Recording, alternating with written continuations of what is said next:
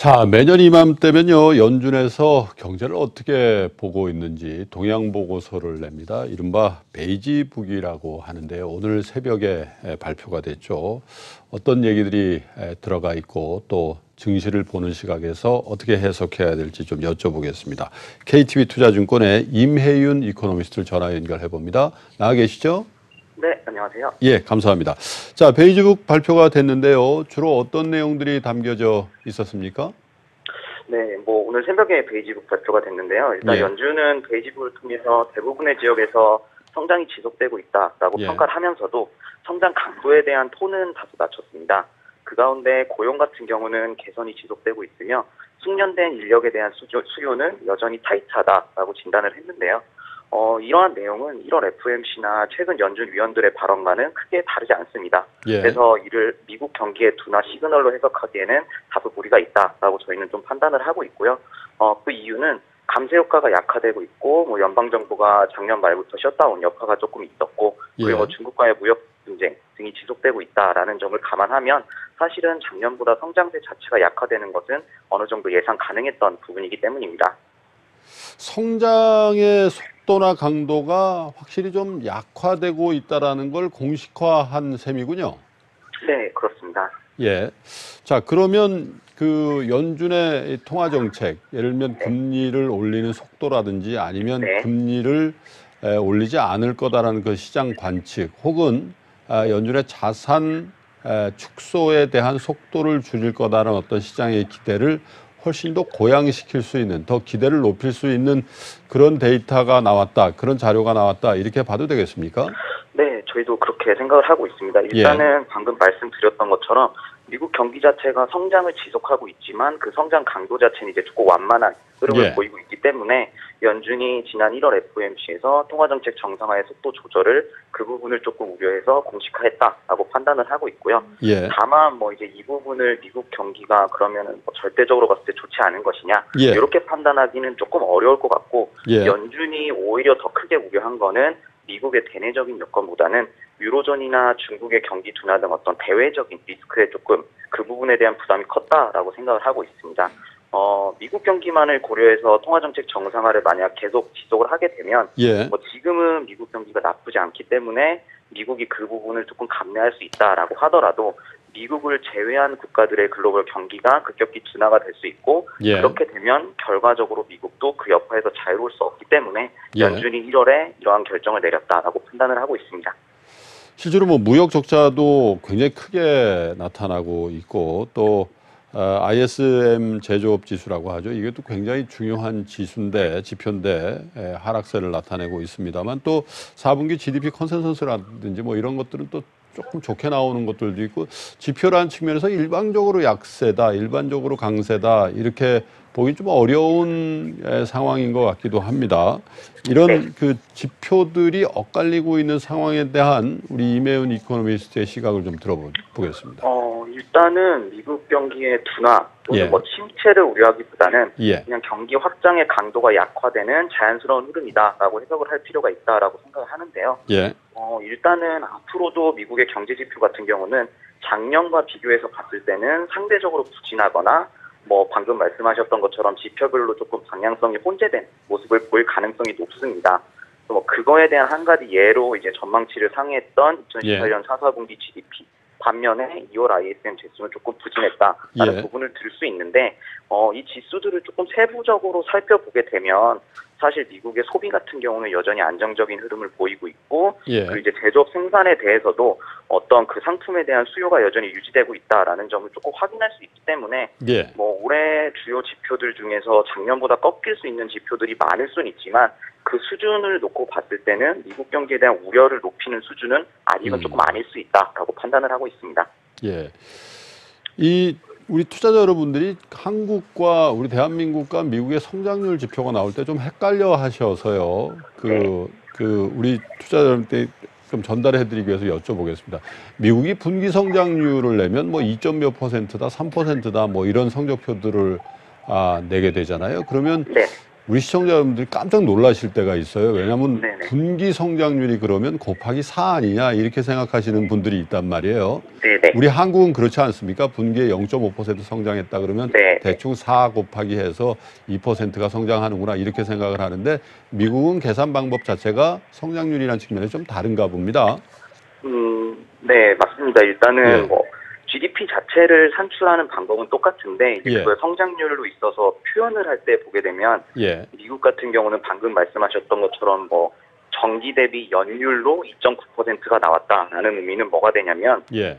이번 분기와 같은 성장을 앞으로 4개 분기 동안 연속으로 성장을 했을 때 예. 1년에 그 정도 성장을 할 수 있다. 그러니까 연율로 표시를 하는 거군요. 네, 그렇죠. 미국은 연율로 표시를 하는 거고 우리나라 같은 경우는 그냥 전기 대비 0. 몇 % 성장 또는 전년 동기 대비 뭐 2.7% 성장 이런 식으로 표현을 하기 때문에 네. 조금 투자자들 입장에서는 그 부분에 있어서 혼선이 조금 있을 수 있습니다. 예, 만약에 2% 성장을 4분기에 했다라고 성적표가 나오면 이 네. 추세대로 성장을 한다면 연율로 연 기준으로 2% 성장한다 네, 이렇게 편하게 맞습니다. 생각하시면 되고요. 네, 맞습니다. 또 한 가지 경제 성장률 관련해서 우리 지표로도 좀 헷갈려 하시는 분들이 있어서 좀 여쭤보겠습니다. 이코노미스트시니까. 네네. 분기별로 우리는 전 분기 대비로 성장률을 발표를 하지 않습니까? 네네. 그러면 4분기가 예를 들면 0.7% 성장을 했다 이렇게 되면 네. 산술적으로는 곱하기 4를 해야 될 것 같아요. 예를 들면 똑같이 1분기, 2분기, 3분기가 3, 4분기까지 0.7% 고르게 성장을 했다면 0.7 곱하기 4, 그럼 2.8% 성장이 돼야 맞죠?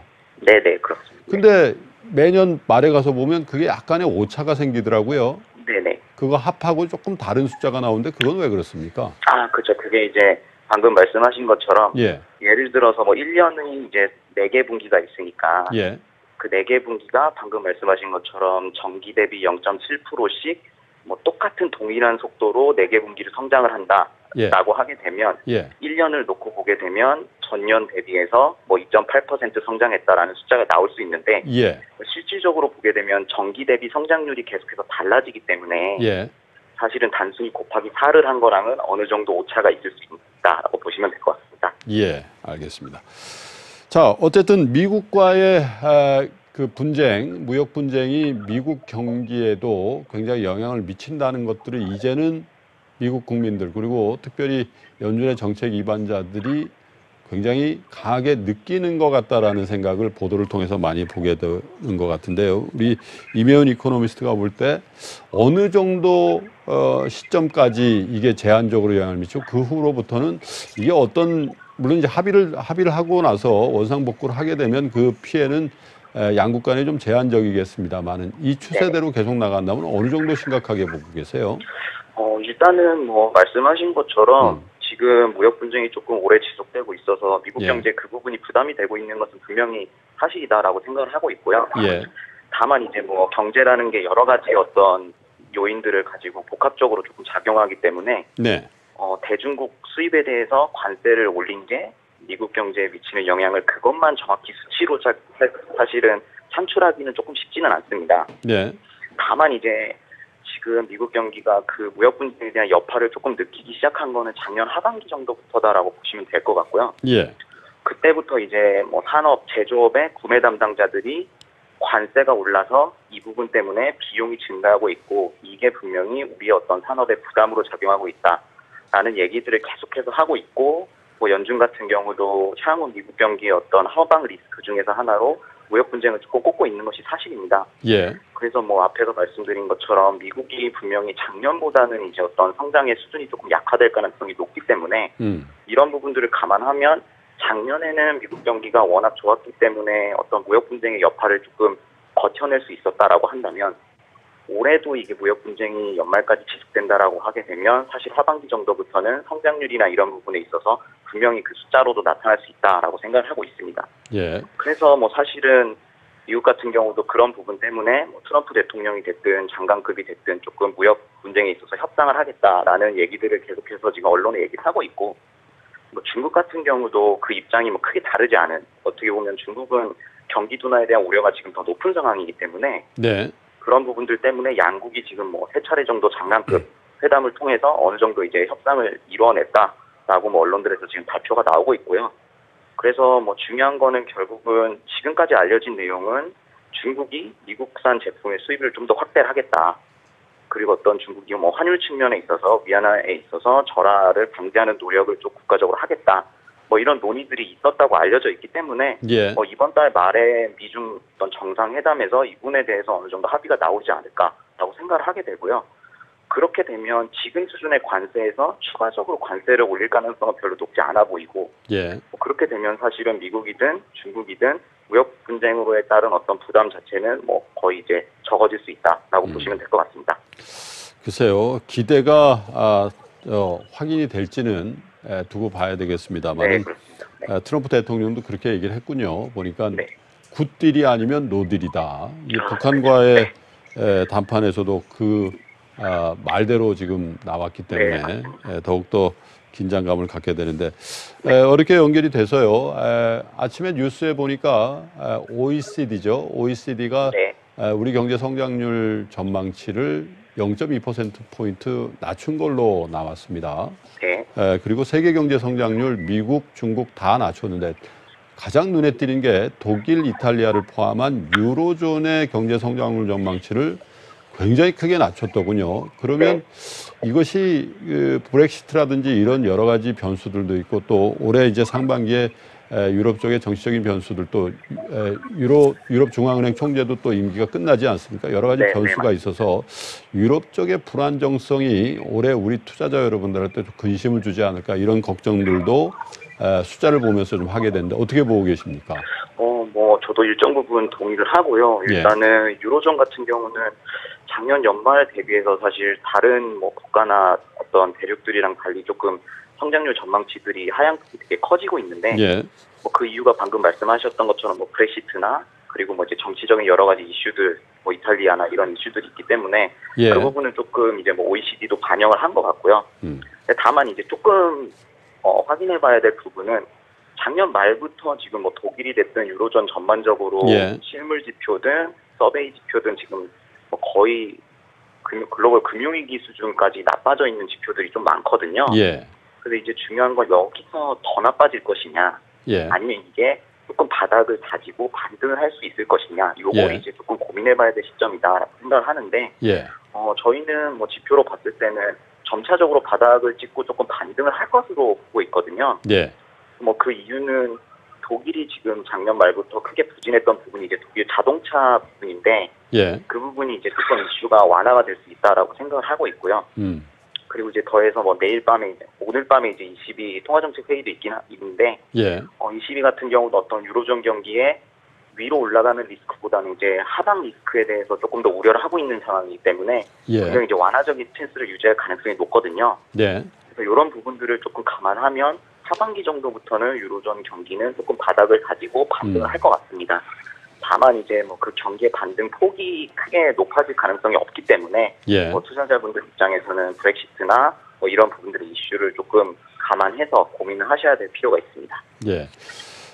마지막 한 가지 질문만 더 드리고 인터뷰를 마감을 하겠습니다. 며칠 전에 무디스에서 우리 경제 성장률 2.1%로 물론 이제 무디스가 전망한 거하고 OECD나 IMF가 전망하는 거는 조금 궤를 좀 달리 한다고들 합니다만은 굉장히 충격적인 전망치가 나왔습니다. 이베스트 투자증권의 올해 2019년도 우리 한국 경제 성장률 전망은 변화가 있습니까? 아니면 작년 말에 낸 그대로십니까? 얼마를 보십니까? 저희는 이제 한국 같은 경우는 한 이제 올해 2.5% 정도 예상을 하고 있고요.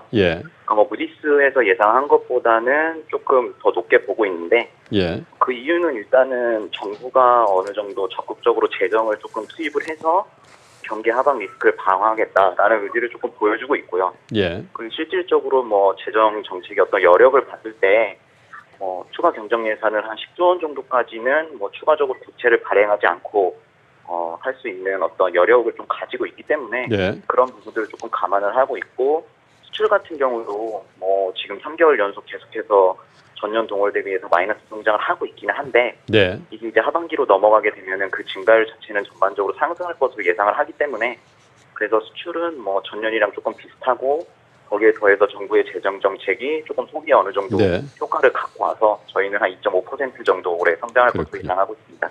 그렇다 하더라도 정부가 내놓은 전망치보다는 조금 낮으시군요. 네, 네, 맞습니다. 자, KTB투자증권의 임혜윤 이코노미스트와 전화 연결해봤습니다. 고맙습니다. 네, 감사합니다. 예.